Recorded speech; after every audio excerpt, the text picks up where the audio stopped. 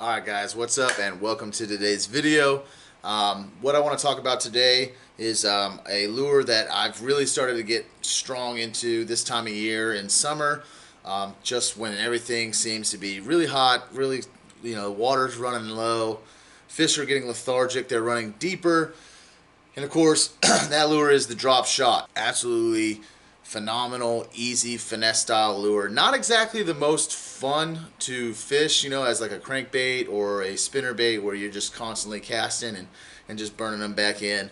But when the going gets tough, the drop shot gets going, because that is just hands down one of the best lures for summertime, in my opinion. I'm going to show you today how I set that drop shot up, go over a little bit of techniques, and then I'll throw in some clips showing you how exactly I'm working that lure and show you that it is successful in summertime. So to start things off, we're going to talk a little bit about how what gear I use in my drop shot and a little bit of why. So I like to use a spinning rod when I do this, rod and reel, right, spinning setup.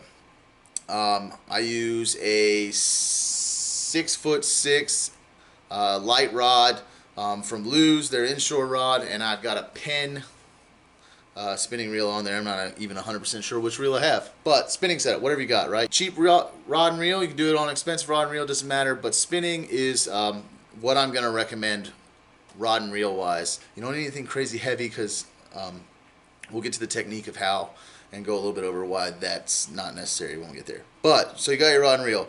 I use a 30-pound braid on the setup, right? So I use 30-pound braid, and then what I'm going to do with that is I'm going to run it out to an 8-pound test leader with about 6 feet or so of 8-pound fluorocarbon leader from the braid. Now, so I got a little bit right here. It's going to be kind of hard to show. I'll get up in there, right? So your 30-pound test, you're going to tie on your leader. And if you want to know how to tie the leader on, if you don't know how, I'll put a link right here that you can click on and go ahead and go over and watch the video where I talk about that. So we're just going to skip through that part. So you're going to tie your leader on, right? Then you got your 8-pound test. About 6 feet, like I said, however long you want it to be. So once you have that set up, then you're going to do is get yourself a hook, right? So they sell drop shot hooks, right? I've seen octopus hooks used. Basically, it's just a small curved C-style hook, range in all different sizes. And yes, that is the optimal hook for drop shotting. But what I do to change it up, and I know a lot of other people probably do this too, but personally for me, I just find it easier, is I use either a worm hook, right, or I use a wide gap offset hook, right? Both are offsets, either offset worm hook or an offset wide gap or an extra wide gap. For me, it all depends on the size of the worm I'm going to use. So if I'm using, just a regular, like small drop shot worm, I'll go with the worm hooks, a little bit smaller of a presentation. But if I'm going to be using like a long Mondo style worm and I'm looking for big bites, big bass, that's when I'll use my extra wide gaps or my wide gap hooks, just to get a little bit more of that hook out there. And you're using the bigger worm, bigger presentation, bigger hook, bigger fish, right? Anyway, so yeah, so you got your hooks, then you're going to need your weight. For me, there's two style of drop shot weights that I use, either the teardrops or I use these here. It's a pencil style bullet weight. I say pencil style only because they're about the thickness of a pencil. These are 3/8 ounce. I like my weights heavy, especially if I'm using a heavier worm. Or if I'm going through like grass and stuff like that, I want that heavy weight, and the pencil style really works for me with summertime. And this is why I recommend it, is you start to see grass build up a lot more. If the water starts to come down, you're seeing less sandy bottom structure and stuff like that. You're going to start to see just a lot of grass beds in the middle of the lake. The fish are deeper, so they're down there in that grass, that high oxygen water, and they're just hanging out. So with the pencil style weight like this, the bullet pencil, whatever you want to call it, that's going to drag through the grass a lot easier. So you'll have less clump going on your weight as you're dragging through. It'll get stuck a little bit less. And you'll see in the clips, I'm actually using a teardrop weight because that's what I had on hand when I decided to just go fishing in a pond. And you'll see some of the, or a lot of the grass that just gets mucked up in that thing. because it's just big, fat, and round, and it pulls right through the grass, just takes it with it. But so you got your line, you got your hook, you got weights. Now obviously you get all that set up, and I'm going to show you how to do that in a second. Stand by. Next thing you need is worms. So for straight small drop shot worms, I'm going to go with Z-Man, right? This is a Last Tech. The worm will hold up a lot better as you're catching more fish on them. Much harder to come off the hook than it would say like just a regular plastic worm. Now, obviously you want to change your color up for whatever kind of water you're fishing. So we're not really going to go over that. If you need to know about color schemes, make sure you do that. Check that out. I might do a video. Comment down below if you want me to do a video on what kind of color schemes I use based off clarity of water, water temp, time of year, stuff like that. But anyways, this is a Z-Man worm, right? I believe this one is called the blood worm, right? So this is just going to imitate what you buy from the store in a little blood worm case from Walmart for $2. But we're going to get it in plastic. And this is the Last Tech, so it's going to hold up. I mean, you can just stretch this thing all day, it's going to hold up. So you got your worm, you got your hooks, you got your weights. Let's put it all together and show you how to set it up, okay? Let's go.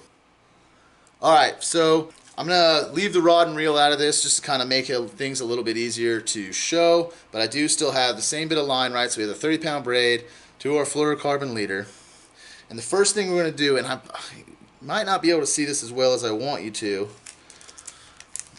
but hopefully it's enough to show you the picture and you can follow along. You're going to take your hook, right? For here I'm going to use the worm hook because I am going to use the Z-Man finesse blood worm. First thing you're going to do is you're going to tie a Palomar knot on your hook. So you're going to come through the eyelet, come back through, right? Come on, bad boy. There it is. Pull that all the way through. So now you got a loop on one end. Make sure you give yourself on your tag end a good bit to work with there, right? I'd say about 6 to 8 inches is pretty optimal. Right, so your Palomar knot, just going to loop that around like so. Pull it through, and then you're going to go over your hook and pull it tight. Now, make sure you pull your tag end really well while you're pulling it tight. Don't just pull the line or you'll shorten that tag end up. So when you get it tight, you'll see you've got your line heading up to your braid, and then you have a very long tag end coming off of this hook, right? Very important step here. Take your hook, hold it so the hook is facing up, right? So imagine you're towards your braid line, back towards your reel. You want that hook point curving up. You're going to take your tag end and you're going to go back through the eye, going down. So the opposite direction of where the hook is, you're pushing that line towards there. Pull that straight through. This is important because what that's going to do is it's going to hold this hook in this up position. So as the weight holds the line down, it's going to hold your hook up. And that way, your hook's right here. Because when you're setting the hook with a drop shot, you're not really ripping back into it like you do with the Texas rig or a jig or something like that. You're not really leaning into it like you do with crankbaits or jerk baits, anything with treble hooks. Is once you feel that bite, you're going to just lift straight up, and that's going to just pull the hook right up into the fish's mouth. And that's what we're looking for. Easy hook set with these. Now, anyways, so now that you've got your tag end coming down through the bottom, you're going to switch to your weight, right? It's time to put a weight on it. Bring it down, right? Kind of wherever you want this weight, right? So this weight's going to sit on the bottom, and then your hook's going to float above it with your worm. So depending on how deep the water you're fishing, what you're trying to get to, where those fish are sitting in the water column, is how long you really want that tag end to be. So just, pick for yourself. I usually do about 6 inches, unless I'm fishing super deep and I'm seeing the fish on the fish finder suspended, maybe 3 or 4 feet up. Then I might give it a little bit longer, 10 to 12 inches. But we'll do about 6 inches here. So you'll pull down, you'll find about where you want it. Then you're going to loop it over. And you're going to do the same knot we tied on the hook, the Palomar knot, for your weight. So just come through. Right, this one's going to be a lot smaller of a loop because we don't want that tag end to really be super long. We don't want to pull it away from our hook that much, right? So then we get that loop, same thing, loop her around your weight, pull it up, tighten her down, and for this, I'm going to pull the line going back to my reel more than I'm going to pull the tag end, because I don't want to extend that tag end. I'm willing to pull that tag end back in or leave it along as it is. And what you get, the result, is you see your hook, and just a little bit down from the hook is your weight. Now you have this tag end left over. Get yourself some scissors, some clips, bite it off. Don't tell my wife. Gotta keep your teeth healthy. I got some chompers though. So yeah, anyways, there you go. You got your weight, about 6 to 8 inches. Got your hook. Back at the line. There's your leader. It's done. We're back to pure braid. Super sensitive setup. You're gonna feel that bite a lot more with that light rod, that 30-pound braid, and that short leader. So 6 feet's about as far as I really am gonna go with my leader. The last thing we gotta do is put a worm on it. We're gonna set it up weedless, just like you would a Texas rig, I should say. So we're just gonna come in the top of the worm, come back out about 1/4 of an inch, come up, rotate it, and then you're gonna find on that worm with your hook about where it's gonna go through. Push it through, pull it up, and then just set your nose of the hook, the tip of the hook I would say, back into the bait. Now just like that, you got your worm, you got your weight. This is going to bounce on the bottom, and that worm's just going to play in the water. And the bass that are just floating there, sitting lethargic, they're going to see that. It's going to be an easy meal. They're going to snack it. All right, let's talk retrieval. So with the drop shot, it's kind of versatile a little bit. What I like to do is I start off with small hops, and then I'll speed it up a little bit. I'll give some bigger hops, right? When I say hops, you're just twitching your rod, and you're bringing that bait up off the ground. Let's say this is your pencil weight. It's coming up off the ground. A little bit bigger hops, and what that's doing is that worm is falling down. And when you're doing these little hops, it's just kind of shaking that worm, giving it some movement, giving it some play. Just anything that can really attract and get the attention of the bass that are down there. Now, when you start to come across some structure, that's when you really should slow it down. Start to drag it a little bit, really small hops, and work that structure the best that you can. Try and hit it as much as possible, because the bass that are sitting on that structure, that's when they want to see it. They want to see it fall down, and then it's going to just kind of play a little bit. You don't want to twitch too much, and then bam, when you feel that bite, you're just going to bring it up. Just pull straight up, keep the tension, and bring in your fish. And that's pretty much it. It's not that hard of a technique. You will get bit. I promise you, this bait will work for you. All right, so that's how you set it up. Let's go ahead and kick it over. I'll show you a couple clips. So here we go. You can see a little bit in action. I went out to the pond, threw it for maybe an hour, and it was a good time. All right, peace. I don't know if this is all happening because we're going through so much grass. Good golly. I'm Texas rigging this drop shot on an offset hook though. That way it can pull through a little bit easier, but the weight I'm using is not ideal for that. You're looking for more of like a pencil style weight, but you know, just using what I got tied on just for fun.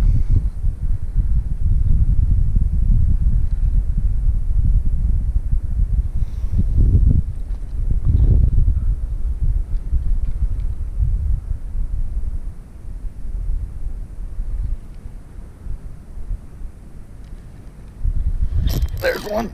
Yep, got him. Got him. Oh, come here, buddy. Yep, cool. Drop shot. Cool. A little bass. Hit the drop shot. Pretty color. Cool, thanks, buddy. Always a good time. In the summertime, man, I'm telling you, One of the best ways to catch a fish. It is not the most fun, but one of the most successful ways when it's just hotter than crap outside and you ain't got no bites coming on. Hit them with the drop shot.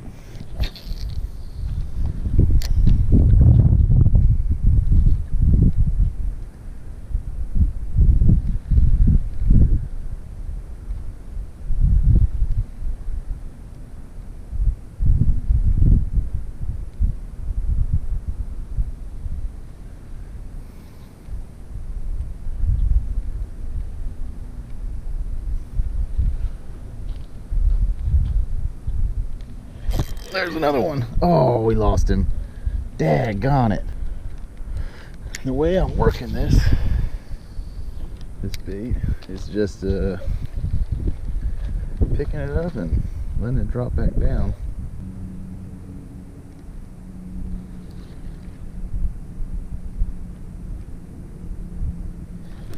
There's one. Oh, I think we still got him. Yeah, it's just a little guy. Oh, maybe not. No, not a bad fish. It's not huge. Oh, he's got some muck. Give him a quick bath, maybe? Nope, I think we're gonna have to get him with the muck here. Oh, yep, he's a dirty boy. All right. Thank you for being calm, my friend. Second bass, drop shot. Thank you, sir. Nothing big, but it's a working. Alright guys, so as you can see, it works. The drop shot is a fantastic summer setup. Definitely a go-to, and I recommend it to everyone.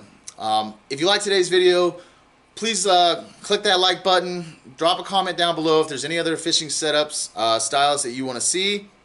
And make sure you click that subscribe button and the notification bell so you can follow me through learning all these methods myself and some of the sweet things I've got going on in the fishing community. Alright, thanks boys. Take it easy, and I'll catch you next time.